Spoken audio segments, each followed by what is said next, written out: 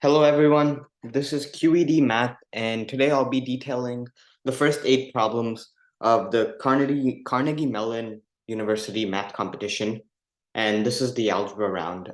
I'll leave more details in the description below. In the meanwhile, don't make sure to subscribe, and let's get started with the problems. Problem 1. In a race, people rode either bicycles with blue wheels or tricycles with tan wheels. Given that 15 more people rode bicycles than tricycles, and there were 15 more tan wheels than blue wheels, what is the total number of people who rode in the race? Okay, so 15 more people rode bicycles than tricycles. So let's call number that rode tricycles as B, for example. So number of people that rode bicycles will be equal to B plus 15. Now, with this relationship, let's try to relate what we have with wheels. There were 15 more tan wheels than blue wheels. So the number of wheels on the tricycles will be 3B, and then the number of wheels on bicycles will be 2 times B plus 15. And we are given that there are 15 more tan wheels than blue wheels, meaning there are 15 more tricycle wheels than bicycle wheels. So we need to add 15, and this will give us equality in terms of B.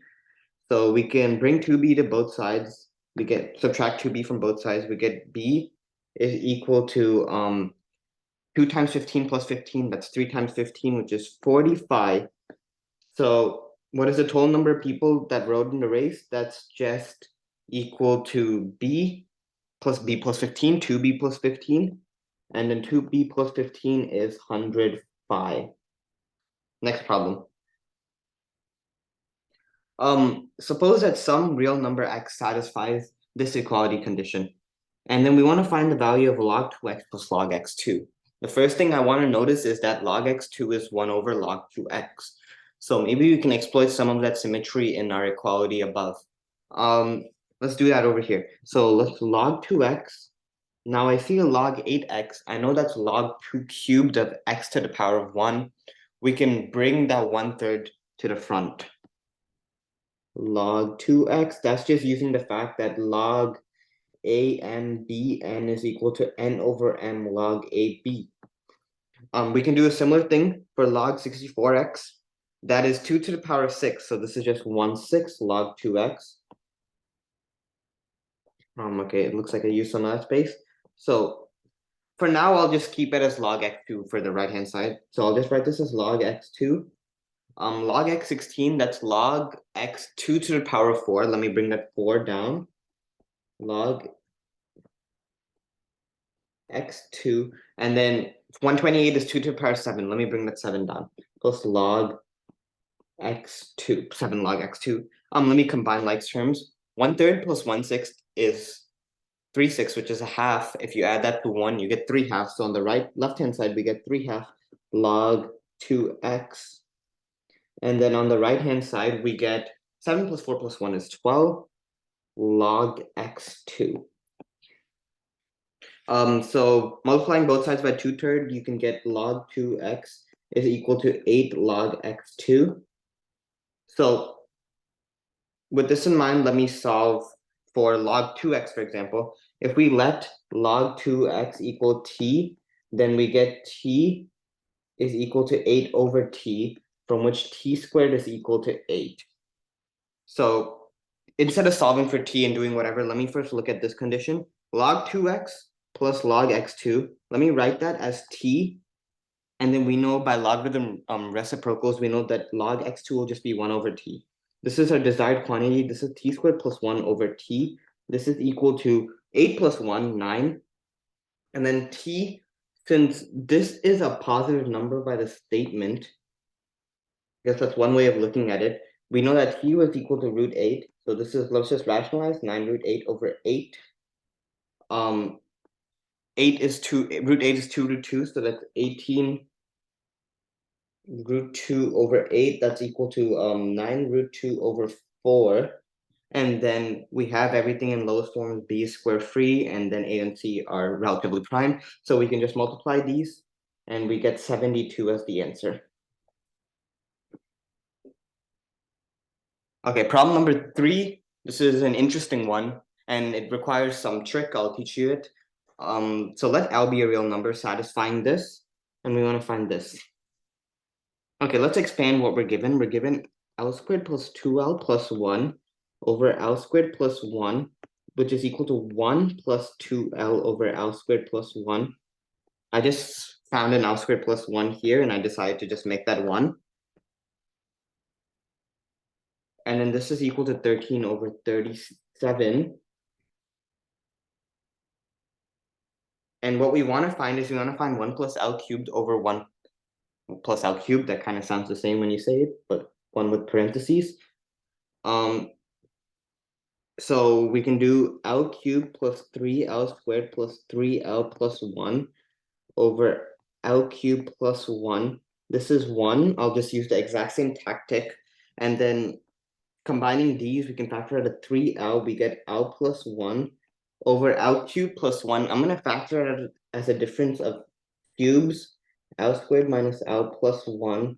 This is equal to 1 plus L plus 1's cancel because obviously -1 will make the top equation 0. So we get 1 plus 3L over L squared minus L plus 1 as our desired quantity. So now what I'm going to do is I'm going to write this as 1 plus 2 over L plus 1 over L is equal to 13 over 37. The motivation is from here I can divide out by L, and I'll get a similar L plus 1 over L structure. So let's introduce a substitution. L plus 1 over L, let's call it T, for example. And then let's write this in terms of T. As I said, let's divide top and bottom by L. This is 1 plus 3 over L plus 1 over L minus 1. This is equal to 1 plus 3 T minus 1. So T plus 2 over T minus 1 is what we want to solve for. And we're given that 1 plus 2 over T is equal to 13 over 37. That's from this substituting into this. Yeah, okay. So let's go for it. 1 plus T is equal to, or was it 1 plus T? L2, yeah, 1 plus 2 over T. So 1 plus 2 over T is equal to 1 plus 2 over T is equal to 13 over 37. Is that negative? No, it's positive 13 over 37. Great. 13 over 37. Let's solve this. 2 over T is equal to negative 24 over 37. T is therefore equal to negative 74 over 24. That came from cross multiplication, which is equal to negative 37 over 12. Sure. Now let me compute T plus 2 over T minus 1. This is going to be equal to, so T plus 2 is negative 37 over 12 plus 2, which is negative 13 over 12. Over T minus 1 becomes negative 59 over 12. So this becomes 13 over 59. So this becomes 72 by this n plus n, but I do not believe that's the correct answer. So let me just backtrack. L plus 1 over. Yeah.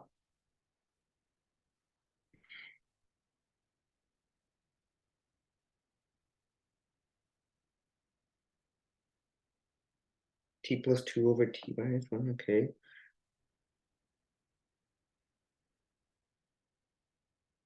One plus 2 over T is equal to 13 over 37. Negative 24 over 37. Negative 74 over 24. Okay, that's fine. So 40, oh, okay, no, okay, which is negative 37 over 12. Negative 13 over 12. Oh, this is negative 49 over 12. So this is actually then just 13 over 49. Now we want to add them to get 62. So that would have been a careless mistake on the test. So make sure you're always double checking your computations. Let's go on to the next problem. Okay, a line with negative slope passing through the point 18, 8 intersects the x and y axis at a, 0 and 0, b respectively. What is the smallest possible value of a plus b? Okay, Cartesian diagram. This is a, 0, this is 0, b, and our line is passing through this, and then somewhere along the line it hits 18, 8, and we want to find the smallest possible value of a plus b. Okay, so let me first get an equation for my line using point slope form. We know 18, 8 is on the line, and we can find its slope easily as negative b over a. Yeah, so negative b over a, exactly. So y minus y1 is equal to negative b over a x minus x1. This is our equation for the line with a bunch of unknowns. So let's try to use some information now. We're given that a, 0 lies on this line. So let's plug in that information. So we get negative 8 is equal to negative b over a times a minus 18. So we get negative 8 is equal to negative b plus 18b over a. Let me multiply both sides by a. So I get negative 8a is equal to negative 8b plus 18b. Okay, and then what I'm going to do is I'm going to bring this ab to both sides and factor. So I get a times b minus 8 is equal to 18b. So I can write a is equal to 18b over b minus 8. No, not a, b minus 8. So we have a in terms of b. We're asked for the smallest possible value of a plus b. So a plus b would then just be 18b over b minus 8 plus b. This is equal to b squared plus 10b over b minus 8.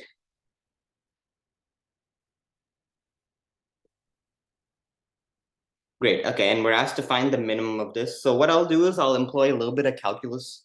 What you just need to know is you want to differentiate this, set it equal to 0, and that'll give you what's called critical points. And then from there, critical points is when the derivative equals 0. From there, we'll finally find like a maximum, or in this case, a minimum if we have an upward opening quadratic. The derivative will find this point, and then from there we can proceed. So a little bit of calculus is needed to solve this problem. There's probably another way, such as AMGM inequality or something, but I didn't see that initially, so I'm just going to go ahead with this approach. So we want to find the minimum value of b squared plus 10b over b minus 8. B minus 8. So let's differentiate. So we can use the quotient rule.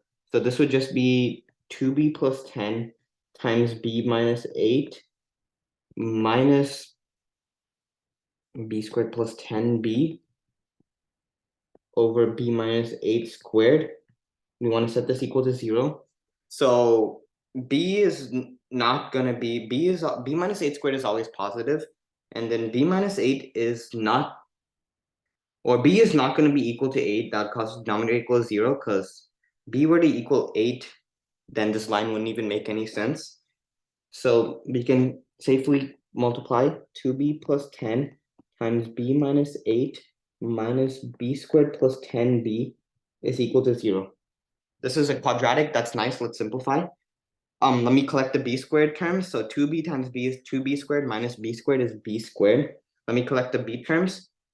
We get negative 16b plus 10b, negative 16b plus 10b. That's negative 6b minus 10b again. That's negative 16b. And then 10 times negative 8 is negative 80. This is equal to 0. So this can now just factor as b minus 20 times b plus 4 is equal to 0. And we are given that this equation has a negative slope, so we can reject b equals negative 4. So b is equal to 20. So we found the minimum value of b, the value of b for which this expression over here is minimal. So let's just evaluate this expression at 20. So we get 20 squared plus 10 times 20 over 20 minus 8. This is 400 plus 200, 600 over 12, which is equal to 50. Great. Okay, problem number 5. This is a somewhat easier problem in my opinion. So these parabolas meet at one point, find the coordinates of those points. Okay, so maybe a little bit of a picture will be helpful. That's actually not even needed. So what I'm gonna do is I'm gonna add both equations. So I'm gonna have x plus y is equal to x squared plus y squared plus 15x plus 49y plus 625. Yeah. So what I was saying about the picture before, you can actually get a little bit more of a visual representation. For example, if you were to write these in vertex form, you'd get something like, I think like this is y equals whatever x squared blah blah blah, and then this is the x equals y squared blah blah blah, and then this is the point x naught y naught we're wishing to find. But from now, what we want to do is obviously we don't want to do any substitution that will lead to like a 4th degree polynomial. We don't want to do that. So let's add the equation, subtract the equation, see what works. So let's first start with this. Let me bring x plus y to the other side. So x squared plus y squared plus 14x plus 48y plus 625 is equal to 0. Okay, so let me complete the square. X plus 7 squared plus y plus 24 squared. So this will use the 49. 7 squared plus 24 squared is 25 squared, Pythagorean triple, that's 625. So we want to subtract off 625, but then we're going to add 625 again. So this is just 0. So we see that this equation is just a point. So we can compute that point, aka the point of intersection, is just -7, -24. We add them to get -31. Okay, we have 3 more questions left. Let's get through this. This one, either this one or the last one is my personal favorite of the first 8. So here's the problem number 6. For some complex number omega, with omega equals 2016, there's some real lambda greater than 1 such that omega squared and lambda omega form an equilateral triangle in the complex plane. Then lambda can be written as this. We're going to find root a plus b plus c. Okay, so let me get some visual representation of what's really going on. Without loss of generality, let's just assume whatever is going on is in the first quadrant. So this is going to be w. Lambda w is just a stretching of w, so like over here. And then w squared, if you think of them in complex numbers, if you think of something in exponential notation, if you square it, the magnitude squares and the argument doubles. So it'll probably look like something like roughly like this, w squared. So this is our equilateral triangle. And we want to find the value of lambda that makes this an equilateral triangle. So what I'm going to do is I'm going to transform this diagram a little. You'll see why. So what I'll do is I'll subtract everything by omega. So this is going to be 0. This is going to be lambda omega minus omega. This is going to be w's omega squared. The reason I'm doing this is because this lambda is still invariant. We're just transforming it. That's not going to change whether a triangle is equilateral or not. So we haven't really done anything to lambda. And now this is more useful. We're assuming this is a 60-degree angle, so we can apply the basis of complex rotation to solve our problem. Well, we're subtracting by omega, so this actually becomes omega squared minus omega on the complex plane. Okay, so let's do this. Omega squared minus omega is equal to lambda omega minus omega times, well, e to the pi I over 6, which is pi I over 3, excuse me. So what this does is, if we're converting this in exponential notation, basically multiplying 2 numbers in exponential notation, the arguments will be added. So we're just shooting this to this. This is what this equation is doing. So let's simplify. what we have. So let me factor the omega minus 1. Let me factor omega here, omega lambda minus 1. E to the pi I over 3 is cosine pi over 3 plus I sine pi over 3. That's 1/2 plus root 3 over 2I. Great. Okay, I'm just going to cancel the omega. Omega obviously does not equal 0 because then this would just be a point. And a point is certainly not an equilateral triangle. So I have omega minus 1 is equal to, and then let me multiply this out, 1/2 lambda plus root 3 over 2I lambda minus half minus root 3 over 2I. Okay, let me bring the 1 over to both sides. The reason will be obvious soon. And let me do some factoring while I'm at it. So I'll have 1/2 lambda. Oh, not really factoring, but half grouping of the imaginary and real terms plus I root 3 over 2 lambda minus 1. Okay, so this is our expression for omega in terms of lambda. So we're given another valuable piece of information, and that's the argument of omega is 2016. So if we take the absolute value of both sides, we know that this must be 2016. Or in other words, magnitude squared must be 2016 squared, and that's a lot helpful. So we have half lambda plus half squared plus, wait, hold on, that doesn't seem right. Yeah, this is root 3 over 2. Plus root 3 over 2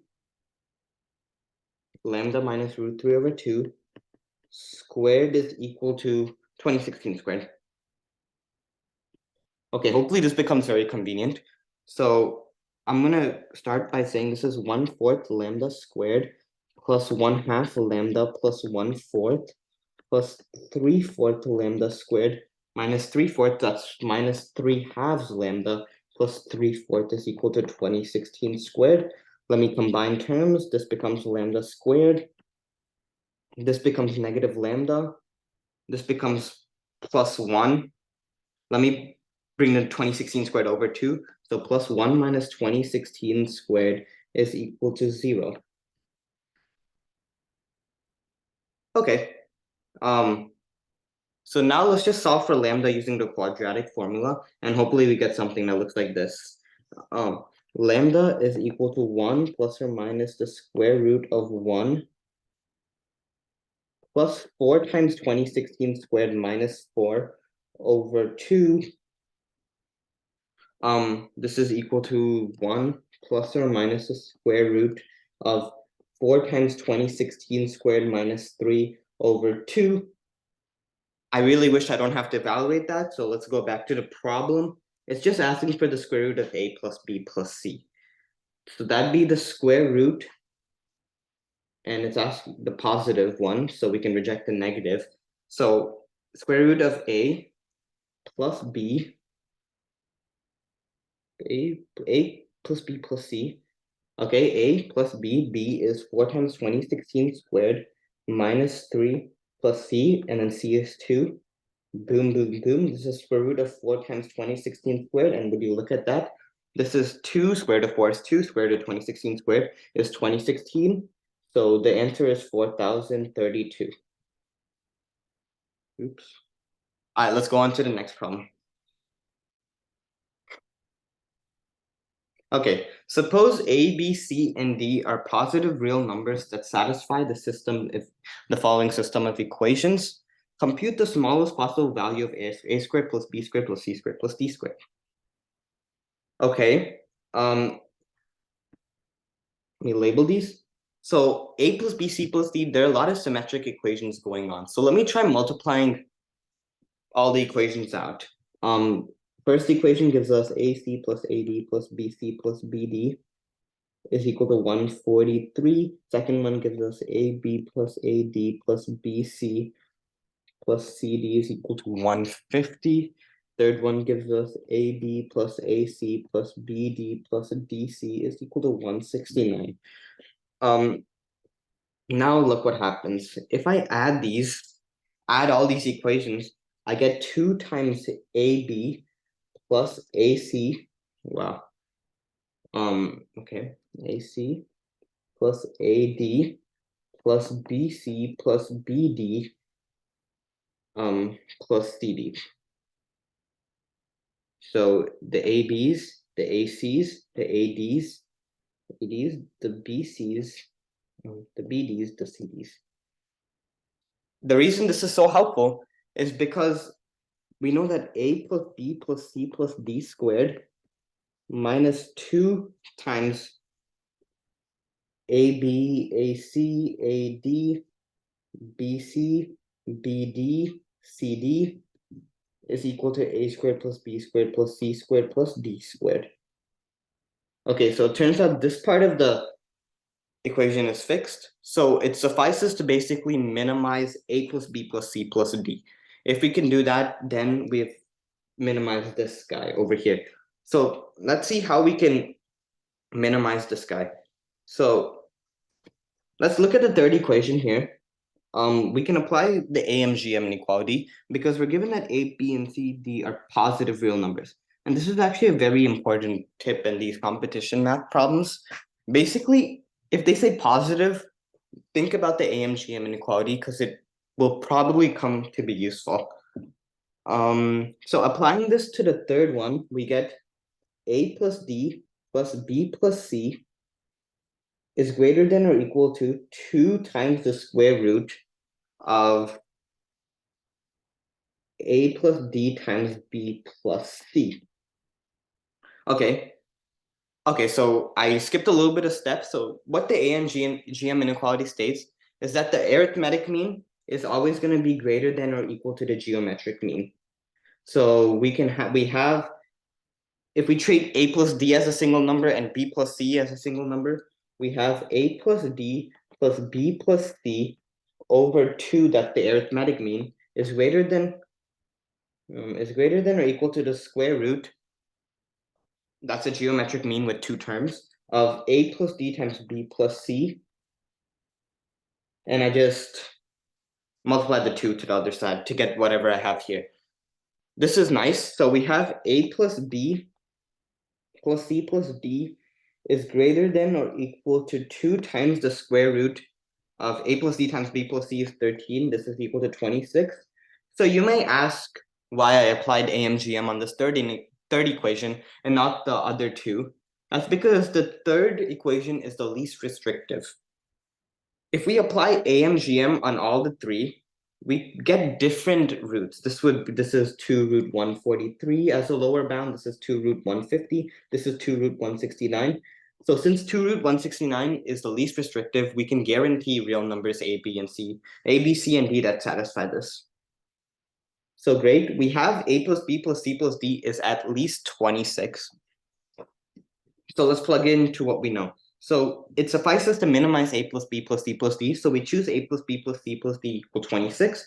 So the answer just becomes 26 squared minus 2 times whatever this mess is. But if we recall, 2 times whatever this mess is just the addition of all these terms. So let's do that. That's 169, 150, 143 added up. 16, 4. So minus, we can take that 2 out, minus 462. 26 squared, memorize it's 676. 676 minus 462 is 412, 214. Okay. We are on the last question now, problem number 8. Let R1, R2, all the way to R20 be roots of this polynomial. If R1 squared plus R2, 1 over R1 squared plus 1 plus 1 over R2 squared plus 1 plus all the way until 1 over R20 squared plus 1, I'm going to write that shorthand as k equals 1 to 20 of 1 over RK squared plus 1. So we want to find this. This can be written as m over n. We want to find m plus n. Okay. So what I want to do is I want to consider a partial fraction decomposition. So I know, let's look at R1 squared plus 1. So I know this is R1 plus I times R1 minus I. This is equal to, of course, the R1 squares, negative and positive I go away, and then you're left with negative I squared, which is 1.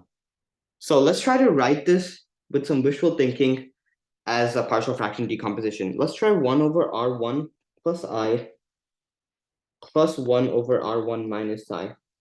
Well, if we see this, we see that this is just crossing this. We get R1 plus I plus R1 minus I. The I's go away, but the R's stay the same. We don't want any R's on the numerator because we want to be able to generalize this for all 20 roots. So let's try something else. 1 over R1 plus I minus 1 over R1 minus I. Let's see what this gives us. This is equal to R1 minus I minus R1 minus I. Nice. Over R1 squared plus 1. This is equal to negative 2I over R1 squared plus 1. We can rectify by dividing by the constant 1 over negative 2I. So this is good. What's a little bit better in my opinion is if we just do this R1 plus I. This time we actually get 2I over R1 squared plus 1. So, and then we can rectify by multiplying by 1 over 2I. So let me rewrite this problem statement. This is equivalent to finding the summation of 1 over 2I times the summation of 1 over RK minus I minus 1 over RK plus I from K equals 1 to 20. So just chucking this here. Okay, this is probably somewhat helpful. So now let's see what we can do. So let me first get a new page. Let me break this up into 2 separate summations. K equals 120. 1 over RK minus I minus 1 over 2I summation 1 over RK plus I. Okay. Okay, from here, let us try to do something. So this is our polynomial, right? I'm gonna call it P of X. X to the 20 minus 7x cubed plus 1. So what I want to do is I want to be able to calculate the sum over here. Okay, so let me consider a different polynomial. So we know this polynomial has roots R1, R2, all the way until R20. Let me consider the polynomial Q of X, which is just P of X plus 1, which has roots of R1, or actually, no, sorry, X plus I, which has roots of R1 minus I, R2 minus I, all the way up to R20 minus I. This is kind of like what's in the denominator over here, so it's good to consider this. Okay, so if I do P of X plus I, let's just see what P of X plus I is. P of X plus I is X plus I to the power of 20 minus 7 times X plus I to the power of cube plus 1 equals 0 for the roots. So I want to find the sum of the reciprocals of the roots. So how would we do that? Let's just kind of sketch how we do that. So in a general polynomial with roots alpha 1, alpha 2, all the way to alpha k, we want to be able to find the sum from 1 to alpha k. This would be equal to alpha 1 dot dot dot something alpha k. Okay, this is not actually over alpha 1 alpha k. So what I'm trying to point out here is on the bottom, we'll have the product of all the alphas. On the top, we'll have basically the k minus 1 symmetric sum, where one term is being omitted every iteration. And when we divide, we'll have exactly one term that's not there. So basically what we want to do is, in order to find the sum of the reciprocals of the root, we want to be able to find the linear coefficient over the constant term by Vietta's formulas. because the linear coefficient is what will give us basically the 19th symmetric sum. And then the constant term as well give us the 20th symmetric sum. And when we divide them out, we'll get the sum of the reciprocals of the roots. Let me kind of detail this with 3. So this is actually just alpha 1, alpha 2 plus alpha 1, alpha 3 plus alpha 2 if you expand it over alpha 1, alpha 2, alpha 3. So what I'm saying is this is the second symmetric sum, which can be found by Vieta's by looking at the x coefficient. And then this is the product, which by Vieta's can be found looking at the constant coefficient. But is it linear over constant? Let's just see. For an even degree polynomial, for example, x squared plus x plus 1 over, or x squared plus x cubed plus x squared plus x plus 1, Vieta's goes negative, positive, negative, negative. So the x term will be negative. Same holds for 20th. So this would just actually be negative linear over constant. Okay, armed with this fact, let's finally do what the problem's asking for. So px plus I is equal to, well, we just want to find the linear term. Okay, the constant term is the easiest. That just comes from doing I to the power of 20 minus 7i cubed plus 1. This is equal to I to the power of 20 is 1. So this is 2. And then I cubed is negative I. So this is 2 plus 7i. Okay, great. Was it? I don't particularly. Okay, 2 plus 7i, sure. And then the constant term would be I to the power of 20th. Well, we already did the constant. What am I doing? So we want to find the x term now. X term binomial expansion on this, that'd be 20 choose 19 xi to the power of 19. Using binomial on this, that's 7, 3 choose 2 xi squared. So this would be the linear term. So that's 20. So I to the 19 is basically I cubed because I powers work in mod 4. So this is basically negative 20 xi. And then this is basically just 21x. Okay, great. So this is equal to x times 21 minus 20i. So if we want to do the linear term over the constant term, so we take, this is the linear term, so we take the negative of that, we get 20i minus 21 over the constant term. The constant is just 2 plus 7i. Okay, so we successfully found the sum of 1 over rk minus I. Let's try to do a similar thing for 1 over rk plus I. So let's do a similar thing. This time let's consider q of x, which is equal to p of x minus I. This time we'll have x rk plus I as the roots. And then let me expand this, or let me just write it out. Using this polynomial, it's x minus I to 20th minus 7 x minus I cubed minus 7x minus I cubed plus 1. Okay.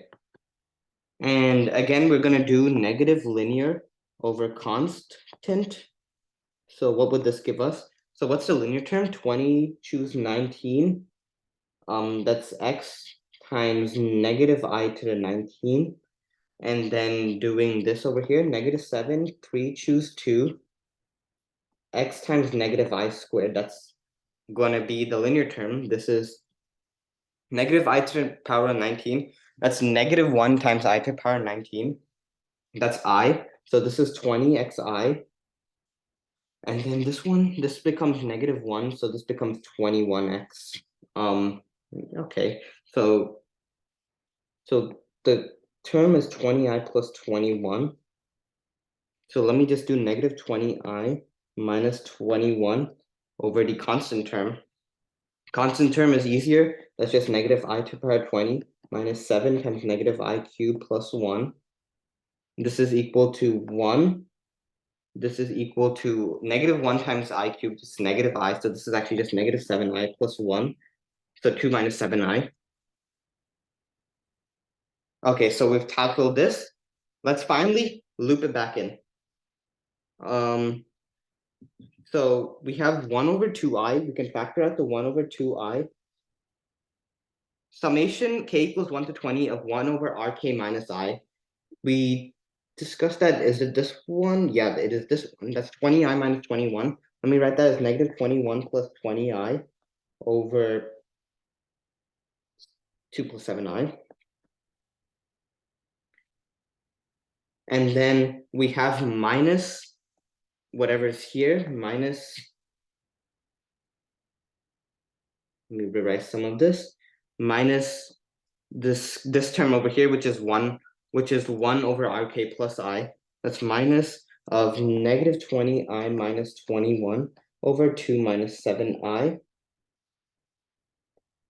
Let me write this a little. This is negative 21 minus 20i. Oh boy, this is a huge problem. Okay, let us simplify. 1 over, first, let's do some conjugate stuff. 20i, 2 plus 7i, 2 minus 7i, 2 minus 7i. This is equal to, let's see, we have negative 42, negative 140i squared is 140, and then we have 147 plus 40, which is 187i.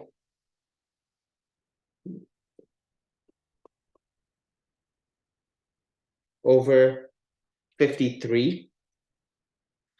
And then this one over here, let's do that one too. Negative 21 minus 20i over 2 minus 7i multiplied by 2 plus 7i. Doing this gives us negative 42 minus 140i squared. So this is again negative 42 plus 140. And then we have negative 147, negative 187i over 4. This is 53. So let me combine this. Let me get a new page.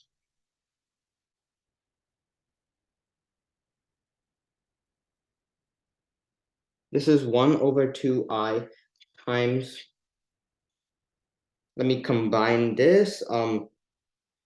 This guy over here would be 98 plus 187i. 98 plus 187i over 53. 53. And then I want to subtract off 98 minus 187i over 53. Okay, so we have 1 over 2i times 187 gets doubled until 374 over 53. So let's cancel out the I. So we get this is 374, and then we can also cancel out a 2. This becomes 187 over 53, and then we're finally at the requested form pages ago, and then we just want to find m plus n. M plus n is just equal to 240, and we are done. Thank you for watching this video, a little bit longer of a video. Hope you guys enjoyed. Make sure to subscribe, and I'll see you guys in the next video.